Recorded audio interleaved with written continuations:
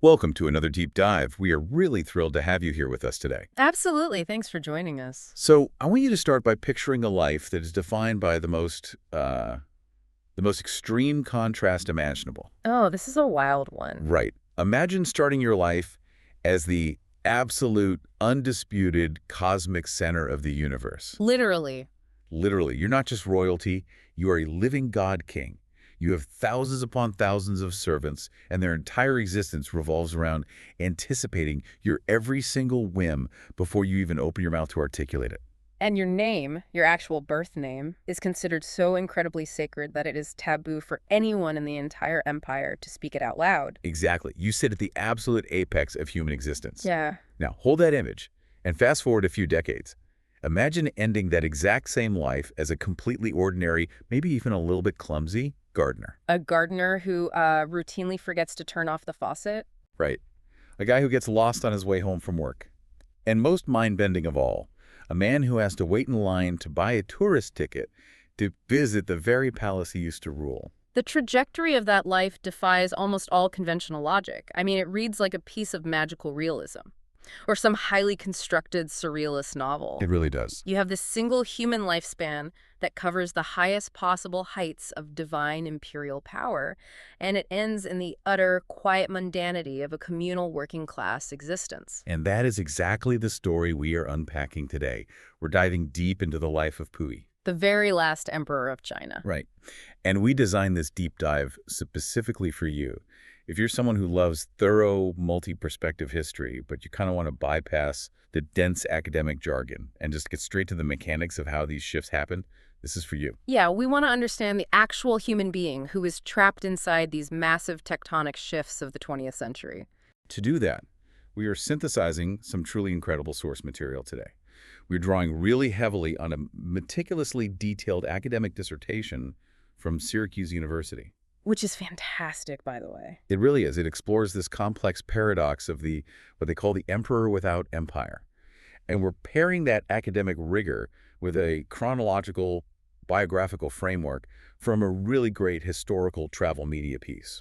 And the combination of those two sources is what gives us this unique vantage point today, because the dissertation, it allows us to look at the institutional and the legal frameworks that kept Puyi trapped in this bizarre limbo. While the biographical source kind of grounds us. Exactly. It grounds us in the day-to-day reality of a man who was essentially a prisoner of his own inherited mythology. So our mission today is to use Puyi's deeply personal and honestly often tragic story as a lens through which we can understand the absolute transformation of China over the last century. It's a huge shift.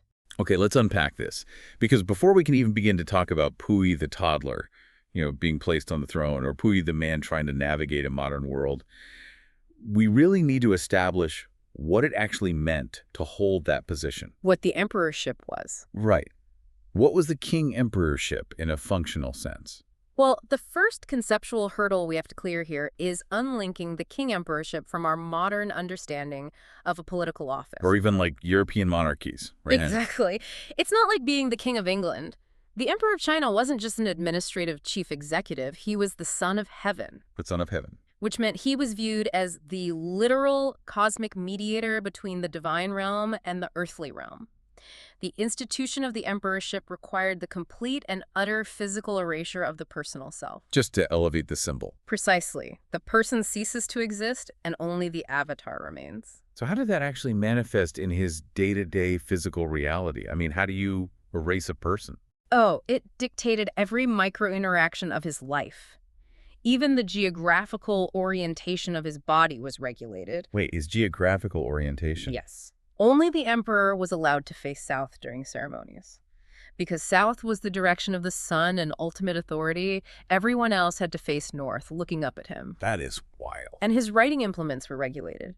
Only the emperor was permitted to use vermilion ink. That bright red ink. That brilliant red, yes, for official notations. The specific shades of yellow he wore, the intricate designs on his robes, the shape of his hats. Every single one of these things was entirely restricted to him. And like you mentioned in the intro, his name. His personal name was taboo. It was illegal to write or speak it. He was systematically denied the ability to be a regular human being with an individual identity. The psychological weight of that must just be incomprehensible. I mean, you have subjects who are required to kowtow. Throwing themselves flat on the ground. Total prostration, Yeah. right? Just because he enters a room. Yeah. But the sources point out something else that's really vital about the specific nature of the Qing Dynasty, right? It adds another layer of complexity. The ethnic component. Right. The Qing emperors were not Han Chinese, which is the ethnic majority of China. No, they were Manchurian. And that ethnic distinction is paramount to understanding how the entire empire functioned. Okay, break that down for us. So the Qing Dynasty was founded by the Manchus, which is a group originating from the northeastern region of Manchuria. Because they came from the periphery of the empire rather than the Han Chinese center, the Qing emperorship had to develop a highly sophisticated, really cosmopolitan approach to rule. Because they were outsiders. Exactly. They fundamentally understood the mechanics of being an outside group governing a massive majority. So rather than forcing strict assimilation, they uniquely bonded with other diverse peripheral groups within the empire. Like who? Most notably, the Mongols and the Tibetans. And how did they forge those bonds? Was it just military alliances or, something deeper? It was deeply cultural and deeply religious. The Qing emperors positioned themselves as universal rulers. They could speak to the varied cultures of their subjects in their own languages. They secured loyalty from the Mongolians through complex strategic intermarriages. Literally embedding Mongolian elites into the Qing power structure. Exactly. And with the Tibetans, the relationship was profoundly spiritual. The Qing emperorship officially patronized and promulgated Tibetan Buddhism. So they're building these incredibly durable loyalties based on shared culture and religion, not just force. Right. And decades later, when the republic is declared and the empire finally falls, groups in Tibet and Outer Mongolia fiercely resisted a purely Han Chinese government. Because their loyalty was to the emperor. Right. Their loyalty had been sworn specifically to the Manchu Son of Heaven, not to some geographic nation-state concept of China. Which brings us to another foundational pillar of his power, and that's the spiritual realm. The Syracuse University dissertation spends a significant amount of time detailing the role of ancestor worship. But the author cautions against viewing this through a strictly theological lens, right? Very much so. Applying a Western theological framework to Chinese ancestor worship really distorts the reality of how it functioned. How so? For the Qing Emperor, ancestor worship was less about a formalized religion and much more about the supreme social and constitutional ritual of the state. The emperor was the absolute head of this practice. The ultimate patriot. Yes, it was the ultimate manifestation of filial piety family loyalty, but scaled up to an imperial level. And it carried massive political implications because it established a direct, unbroken line of communication between the past and the present. Meaning the spirits of the ancestors were, in their view, actively participating in the governance of the empire. In the worldview of the court, absolutely. The ancestors and heaven itself would constantly express their approval or disapproval of the emperor's current actions. So if something goes wrong, If the empire suffered a catastrophic famine, a devastating flood, or a military defeat, that wasn't just bad luck. It was interpreted as a divine response, a clear signal that the emperor was failing in his cosmic duties and losing the mandate of heaven. wow. This belief system heavily constrained and influenced how the empire was governed. The emperor sat at the absolute apex of this hierarchical Confucian system. He had to be the conqueror, the patriarch, the ethical exemplar, the lawmaker, and the supreme executive all at once. Think about the crushing pressure of that reality for a moment. Just put yourself in those shoes. It's heavy. You are born into a system where, from the moment you take your first breath, your personal identity is systematically dismantled. You are an institution. Right. You are an institution holding the cosmos together.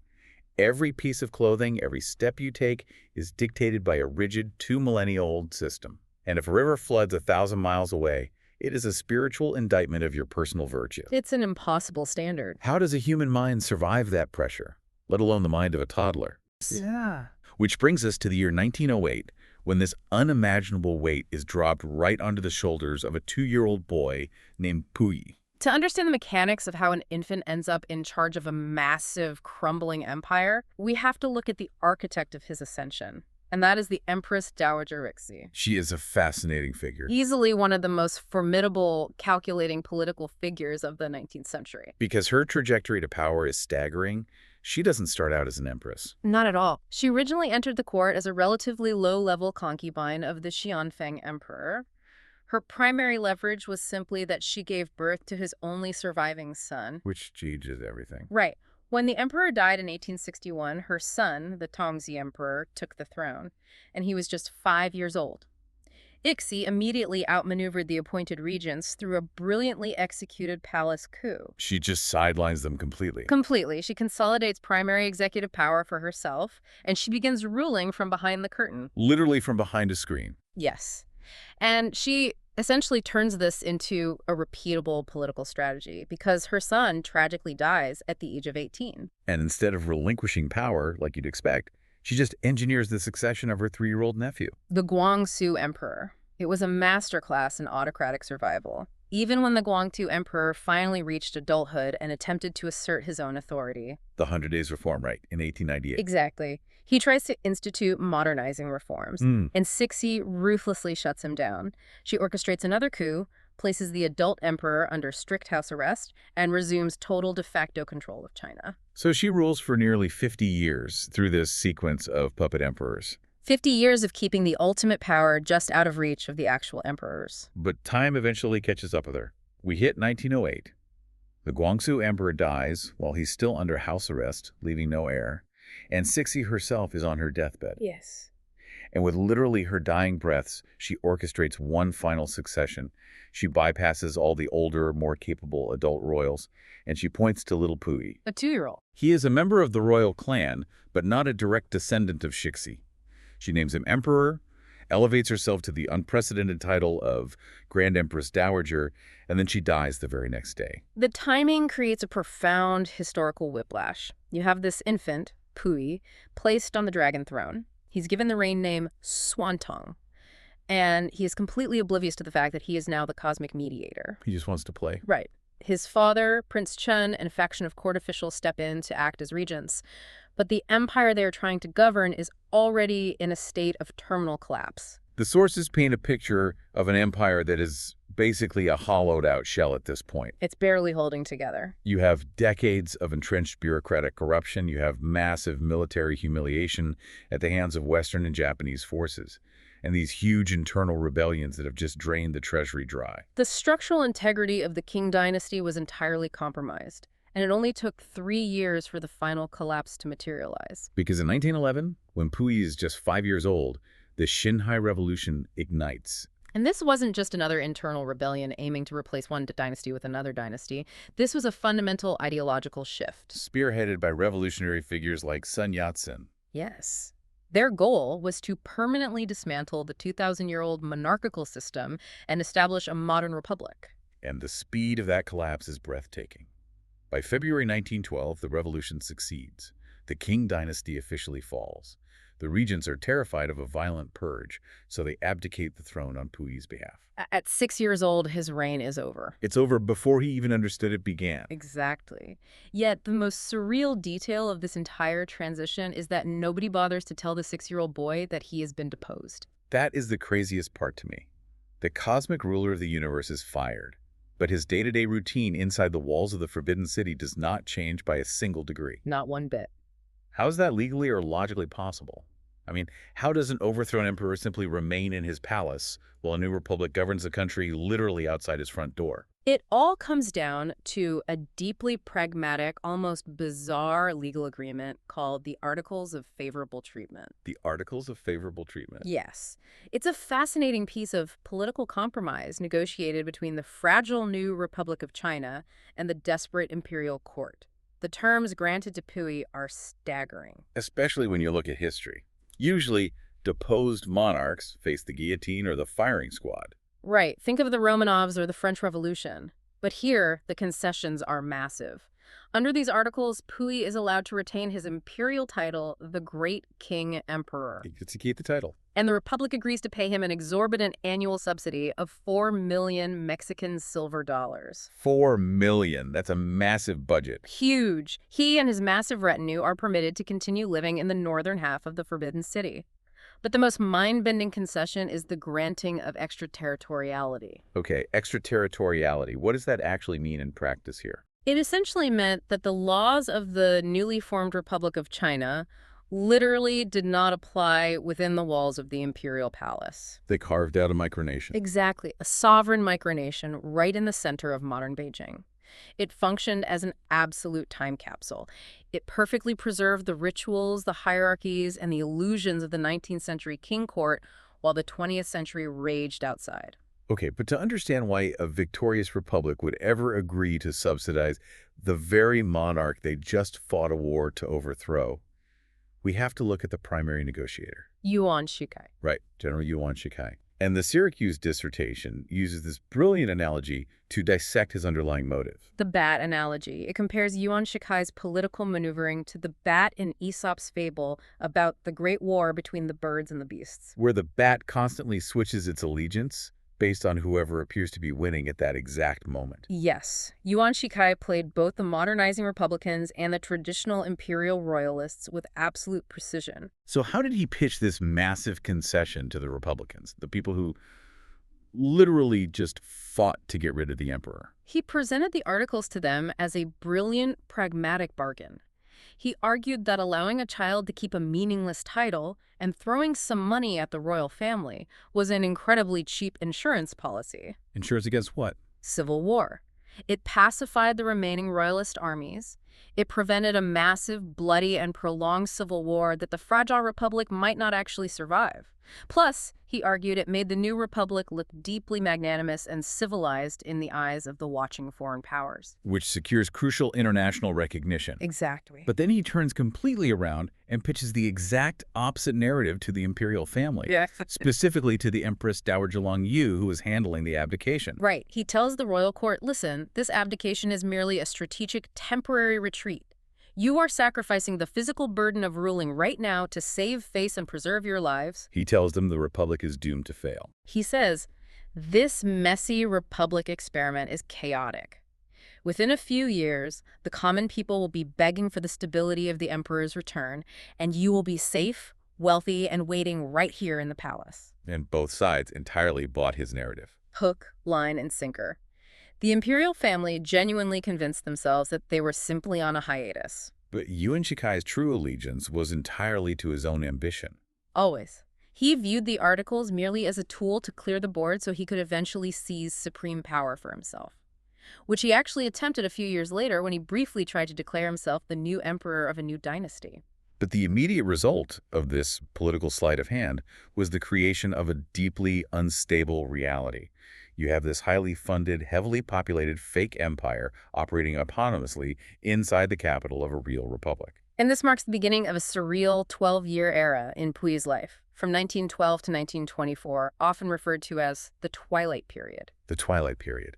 And its existence raises a really obvious question for anyone looking back at this. Why did the republic feel threatened by this? Right. Having a living, breathing emperor holding daily court just a few miles from the Republican government headquarters seems like a constant, agonizing security threat. It would seem so, but the Republic's tolerance relied heavily on a highly specific technicality regarding Chinese dynastic naming conventions. Not technicality. Yes. The title Puyi retained was Emperor of the Great King. It was strictly a dynastic title. It was not a territorial title. He was never styled as the Emperor of China. That feels like a massive legal distinction. It was the crux of the entire arrangement. Historically, in Chinese custom, a dynasty could technically exist anywhere, regardless of its geographic footprint, as long as it maintained its internal rituals and ancestral lines. So they separated the dynasty from the land. The Republic of China explicitly took over the territorial and national identity. They adopted the modern Gregorian calendar to symbolize a new era. Because Puyi's title was tethered solely to the Qing Dynasty, which no longer commanded a single square inch of territory outside the palace walls, the Republic felt legally secure. They viewed him as the sovereign of a ghost ship. A perfect way to describe it. But a ghost ship filled with thousands of people. During this 12-year twilight period, Puyi grows from a 6-year-old child into an 18-year-old man, entirely confined within this gilded cage. He is completely isolated. Isolated from the massive industrial, cultural, and political modernizations sweeping the globe. But inside his cage, the environment is toxic. The sources highlight two deeply corrupt institutions that were desperately clinging to the remnants of the imperial treasury. The environment inside the Forbidden City during this time was defined by systemic parasitism. The first major institution driving this decay was the Nuwufu.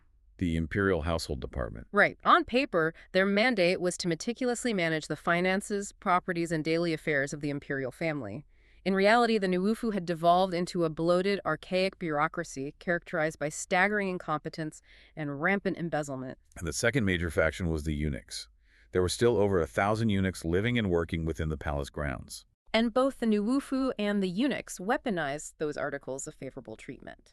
They weren't using the Republic's massive subsidy to care for Puyi or prepare him for the future. They were using the treaty as a shield to protect their own rice bowls. They're deeply entrenched avenues of income and influence. Reginald Johnston, the Scottish tutor who would soon enter Puyi's life, observed this dynamic with absolute clarity. What did he note? He noted that Puyi, through no fault of his own, had been reduced to a functionless monarch. He was a captive symbol, acting as the host body for thousands of idle flatterers, bureaucrats, and servants who systematically drained the lifeblood out of the royal treasury, Offering absolutely nothing of value to China or to the young emperor himself. The level of normalized grift among the eunuchs is almost hard to believe. They were essentially running a sophisticated criminal syndicate right under the noses of the royal family. Oh, complete. They were constantly smuggling out priceless ancient treasures to sell on the black market, engaging in blatant bribery, and running complex extortion rackets among the palace staff. The Syracuse dissertation details a wild anecdote illustrating exactly how this extortion worked. The code extortion story. It perfectly captures the audacity of the corruption. So how did it work? If a lower-level eunuch felt he had been unfairly cut out of the profits from a recent theft, he wouldn't complain to an authority figure.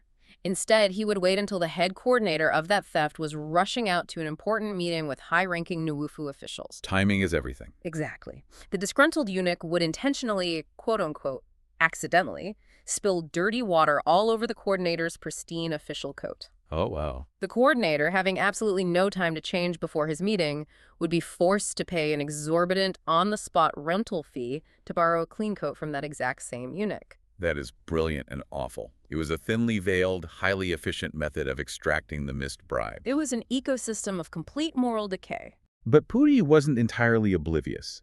As he reaches his teenage years, he starts noticing the missing artifacts. He starts putting the pieces together. Right. He starts suspecting that the people bowing to him are robbing him blind. So he decides to assert a tiny bit of authority. He orders a comprehensive, surprise inventory of the vast treasures stored within the Palace of Established Happiness. And in a miraculous display of coincidence, the very night before this surprise inspection is supposed to commence, a catastrophic fire breaks out in the exact pavilion where those specific treasures are warehoused. It is the most blatant cover-up imaginable. The scale of the destruction was astronomical. It is remembered as the Great Fire of 1923.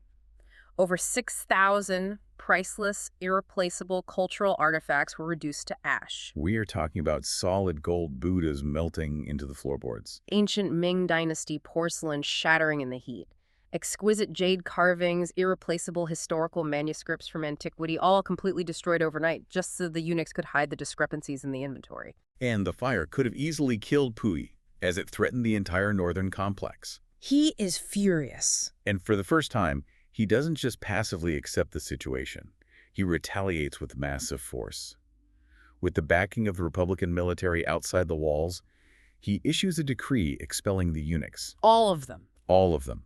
He gives them zero notice, effectively throwing over 1,000 men out onto the streets of Beijing with nothing but the clothes on their backs. Ensuring they didn't have a spare moment to loot the remaining palaces on their way out. It was a decisive, aggressive move. But it is vital to note that Puyi wasn't navigating this awakening on his own. His ability to see through the suffocating illusions of the palace and his growing courage to confront the corruption was heavily influenced by a singular figure who had recently breached the palace walls. His foreign tutor, Reginald Johnston. Reginald Johnston is one of the most fascinating characters in this entire narrative. A Scottish academic and colonial official, he arrives at the Forbidden City when Puyi is 13 years old. And he essentially acts as a one-man conduit, forcing the 20th century into a medieval court. Johnston's impact on Puyi was profound and immediate, wasn't it? Absolutely. He introduced the young emperor to Western political philosophy, modern geography, mathematics, and English. He brought in tangible symbols of modernity, too. He installed the very first telephone in the palace. He taught Puyi how to ride a bicycle, which actually required sawing the ancient wooden thresholds off the palace gates so Puyi could ride freely from courtyard to courtyard. The imagery of that is just fantastic. But Johnson's most significant contribution wasn't technological, it was relational. He was arguably the very first person in Puyi's life who treated him as a developing human boy with complex needs. Rather than treating him as a sacred, fragile idol to be manipulated. Right. And the conflict over Puyi's eyesight perfectly encapsulates this friction between Johnston's humanism and the court's rigid institutionalism. Yes. Puyi was suffering from severe, progressively worsening myopia. He couldn't see. He was struggling to read his studies and couldn't see clearly across a room. It was a basic medical issue with a very simple modern solution. But when Johnston suggested bringing in an optometrist, the palace officials, specifically the new Wufu, vehemently blocked it. Blocked him getting glasses. Why? Their reasoning was deeply rooted in the mythology of the emperorship. They argued that the emperor's physical form was divine and inherently perfect. So admitting he needed glasses was admitting a flaw. Exactly. Allowing the Son of Heaven to wear Western-style spectacles would publicly shatter the illusion of his infallibility. They were entirely willing to let a teenage boy go functionally blind rather than compromise the visual aesthetic of the institution. Johnston was outraged. He relentlessly fought the massive palace bureaucracy over this single issue. He eventually had to leverage his ultimate trump card. Threatening to resign. Threatening to permanently resign and embarrass the court internationally, just to force them to allow a foreign doctor to examine Puyi and prescribe him a pair of glasses. That victory over the glasses was a watershed moment for Puyi. It really was. It proved to him, unequivocally, that the sycophants running the new Wufu did not care about his physical health, his intellectual development, or his personal well-being. They cared exclusively about preserving the facade of the system so they could continue exploiting it. Once that illusion is shattered, Puyi goes through a period of intense, highly symbolic teenage rebellion. He realizes the entire system is a hollow performance. And he begins to openly mock the constraints placed upon him. He starts treating the solemn 2,000-year-old seasonal rituals with visible apathy and a kind of amused contempt. Which left the deeply conservative court officials utterly horrified. But his ultimate act of defiance, the moment he truly attempts to sever himself from the past, occurs in 1922. He decides to target the queue. The queue. For those who might not know, the queue was the traditional Manchu hairstyle. The front of the head shaved clean, with the remaining hair braided into a long tail down the back. And it wasn't just a stylistic choice. It was a deeply potent mandatory symbol of Manchu identity, loyalty, and submission to the king state. The queue carried immense political weight, didn't it? Oh, massively. During the Qing conquest, forcing Han Chinese men to wear the queue was a brutal mechanism of subjugation.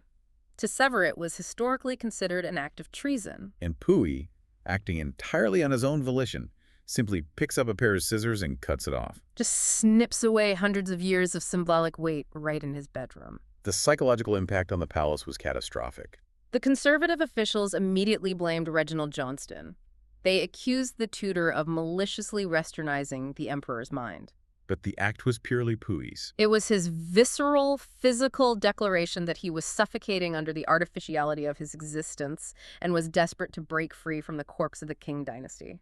But just as Puyi is beginning to dismantle his fake empire from the inside, the turbulent reality of the Chinese warlord era comes crashing through the literal gates of the Forbidden City. The Twilight period is about to end. The year is 1924, and it ends with absolute brutality. The political landscape of the Republic of China was incredibly fragmented during this era. It was dominated by competing regional warlords. And in 1924, a powerful, fiercely Republican warlord named Feng Yuxiang successfully seizes control of Beijing in a military coup. And Feng Yuxiang despised the imperial family. He had absolutely no use for the Articles of Favorable Treatment. He viewed the lingering imperial court not as a harmless time capsule, but as a dangerous, heavily funded puppet that could easily be manipulated by rival factions or foreign powers aiming to topple the republic. So Feng Yuxiang doesn't negotiate. No. He unilaterally tears up the articles. He violently strips Puyi of his imperial title, legally reducing him to a private citizen. He slashes the promised annual subsidy to a fraction of its former size. And then he dispatches his troops to the palace with a devastating ultimatum. Puyi and his entire remaining household had exactly 3 hours to pack up their entire lives and leave the Forbidden City forever. 3 hours to dismantle an institution that had occupied that space for centuries. The panic and chaos must have been absolute. Puyi, who'd spent every conscious moment of his 18 years of life insulated within those towering red walls, is suddenly thrust out into the dusty, chaotic streets of modern Beijing as a homeless exile. And this sudden eviction sparks the next bizarre chapter in his life, the Tianjin Playboy era. Right. After briefly seeking refuge in his father's estate and the Japanese legation in Beijing, Puyi eventually relocates to the Japanese concession in the coastal city of Tianjin, where he lives for roughly 7 years, from 1924 to 1931. and his lifestyle takes a massive, glamorous pivot. Tianjin was a major treaty port, divided into various foreign concessions operating under international law. In the Japanese concession, Puyi found safety from the chaotic warlord politics of China, and he fully embraced the trappings of wealth and modernity. He reinvented himself as a wealthy socialite. He lived with his empress, Wanrong, and his technically consort, Wengxiu, because despite the fall of the empire, he maintained the traditional imperial prerogative of multiple wives. And he's throwing lavish parties, joining highly exclusive Western country clubs, playing tennis, and going on massive shopping sprees at foreign department stores. But the sources make it clear that this playboy lifestyle was largely a coping mechanism. It was a veneer hiding a deep, festering obsession. The humiliation of his eviction burned deeply within him. Right. When Feng Yuqiang's soldiers had driven him from the palace, Puyi had reportedly told them he was glad to finally have his freedom. But internally, He viewed that freedom solely as the opportunity to actively pursue his ultimate ambition, regaining his lost empire. Beneath the tennis matches and the tailored Western suits, he was constantly hosting royalist sympathizers, engaging in frantic political scheming, and seeking financial backing to launch a restoration. and his desperation for a patron leads him to make a catastrophic geopolitical calculation. He decides to place his trust entirely in the Empire of Japan. We have to trace the roots of this decision back to the influence of Reginald Johnston. Yes.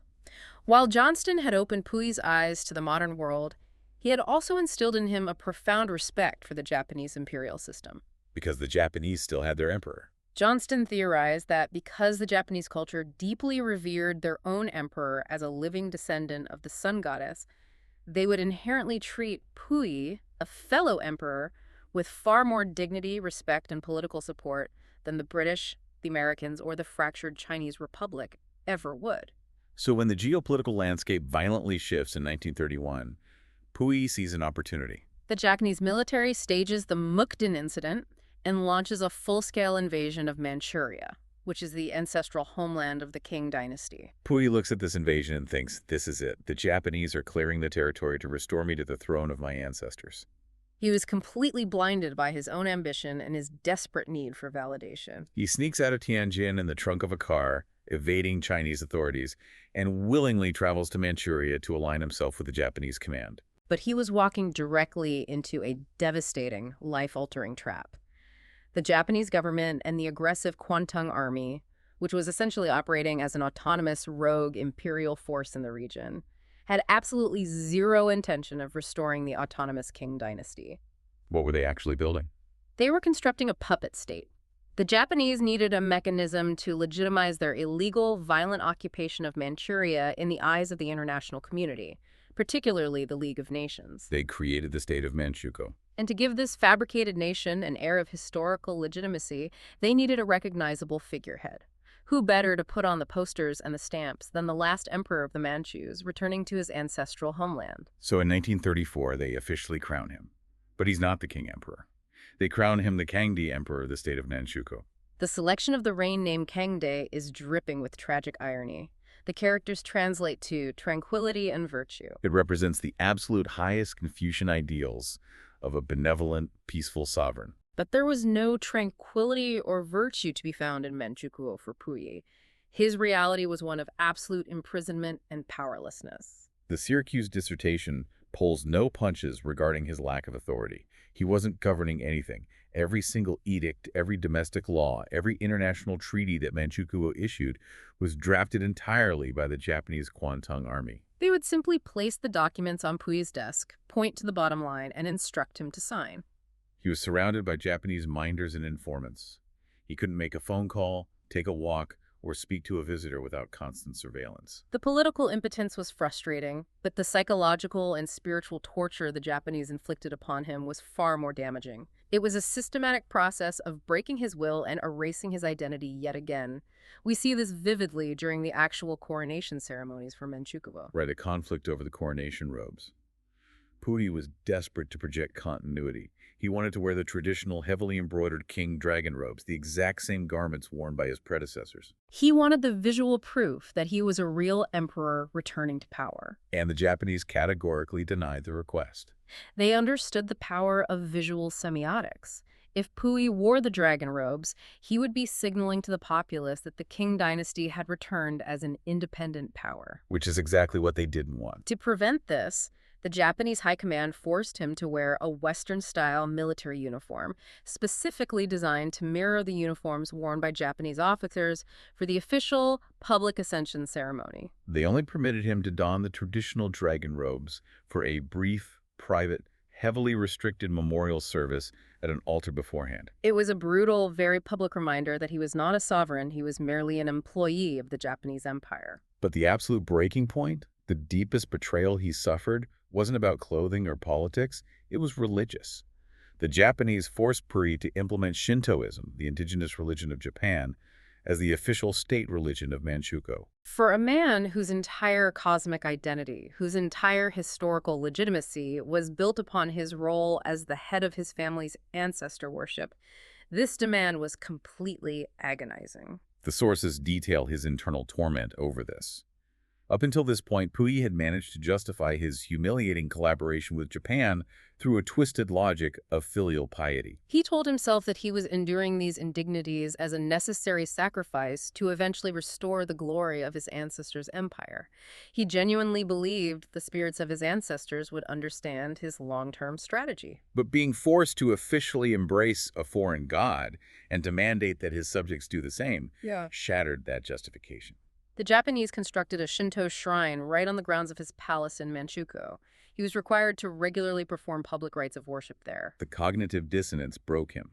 To cope with the overwhelming guilt of betraying his heritage, he resorted to desperate psychological compartmentalization. He would secretly, frantically perform his traditional ancestral rites in the privacy of his bedroom. And when he was forced to stand before the Shinto altar and bow, he would silently tell himself that he wasn't bowing to the Japanese goddess Amaterasu.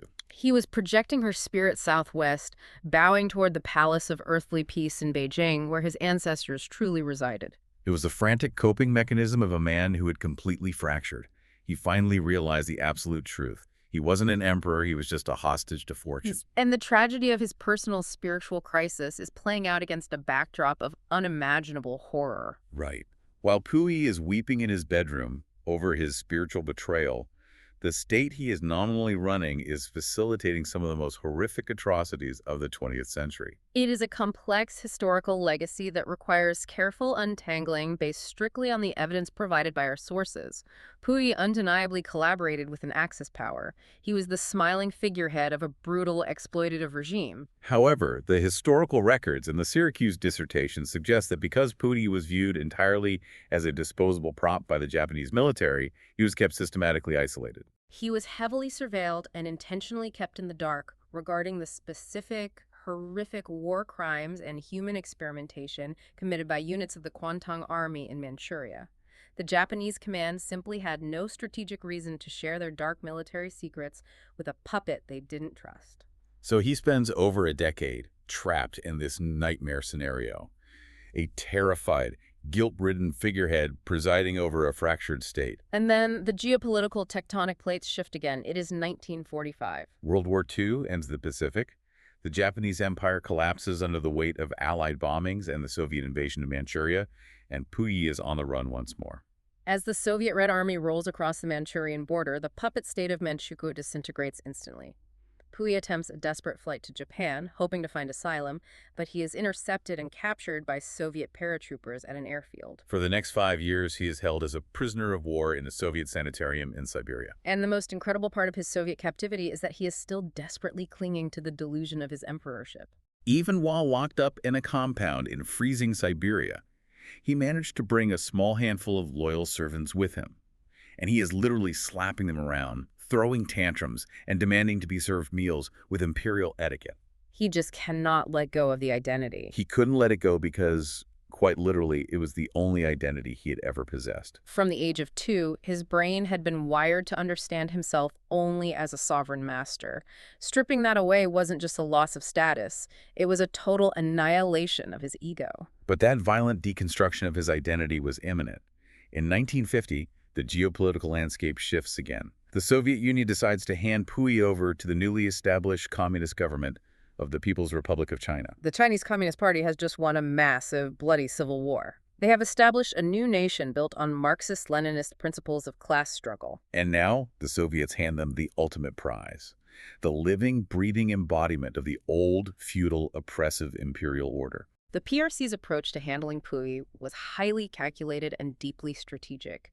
In many historical revolutions, the French Revolution, the Russian Revolution, the deposed monarch is quickly executed to permanently eliminate the royalist threat. The PRC explicitly chose not to execute Puyi. Instead, they transferred him to the Fushun War Criminals Management Center, and later Harbin, where he would undergo 10 grueling years of intense ideological re-education. The sources delve deeply into the motivations behind this. It wasn't about mercy. Not at all. The sources indicate the PRC's motive was a grand ideological demonstration. The new communist government wanted to prove the absolute, undeniable superiority of their political and social system. The underlying logic was powerful. If the Communist Party could take the ultimate symbol of inherited privilege, divine right, and feudal exploitation, an emperor, and successfully mold him into a humble, reformed, working-class comrade, it would be the ultimate proof that Marxist ideology could fundamentally transform any human being. It was an ambitious psychological project. the mechanics of that re-education process must have been a shock to his system. He is thrown into a prison environment where his royal blood means absolutely nothing. For the first time in his life, he had to confront the physical reality of his own existence. He had to learn how to tie his own shoes, how to wash his own clothes, how to sweep a floor. Basic human functions. He was forced into group criticism sessions where he had to listen to the grievances of the people his dynasty and his puppet state had oppressed. He spent years writing and rewriting extensive confessions detailing his collaborations and his ideological failings. The goal was to completely break down the emperor avatar and build a citizen from the ground up. And after 10 years of this intense, relentless pressure, they succeed. In 1959, Mao Zedong issues a special pardon. Puyi is released from the Fushun camp. He is officially declared a reformed, ordinary citizen of the People's Republic of China. This pardon marks the final and perhaps most fascinating transition in the narrative. The story shifts from a grand, sweeping historical tragedy into a deeply human, almost faintly humorous reality. Because for the very first time in his 53 years on Earth, Puyi is just a regular guy trying to navigate the world. But he is a guy who lacks the fundamental programming to function in society. The anecdotes from the biographical sources about his life as a regular citizen are both hilarious and deeply sad. The government assigns him a job working as a gardener at the Beijing Botanical Garden, and later he works as an archivist and editor for a political advisory body. But you have to remember, this is a man who had eunuchs anticipate his thirst before he even knew he wanted water. His lack of basic practical survival skills was profound. The sources describe a man who was endearingly, chronically inept at daily life. He had an atrocious sense of direction and would constantly get lost walking the few blocks from his workplace to his modest assigned apartment. He was notoriously clumsy. He would turn on water faucets to wash his hands and simply walk away, entirely forgetting that he needed to turn them off, flooding the room. He would leave doors wide open to the winter air. The everyday mechanics of adult human life things we learn by the time we are 5 years old were completely alien concepts to him. There is one specific story highlighted in the media sources that perfectly encapsulates the absolute surrealism of his final years. He is living in Beijing as a regular working-class citizen, and one afternoon he decides he wants to visit the Forbidden City. his childhood home, Yeah. the place where he was worshipped as a god. But to get through the gates, he has to stand in line and buy a tourist ticket. Imagine the profound psychological weight of that single transaction.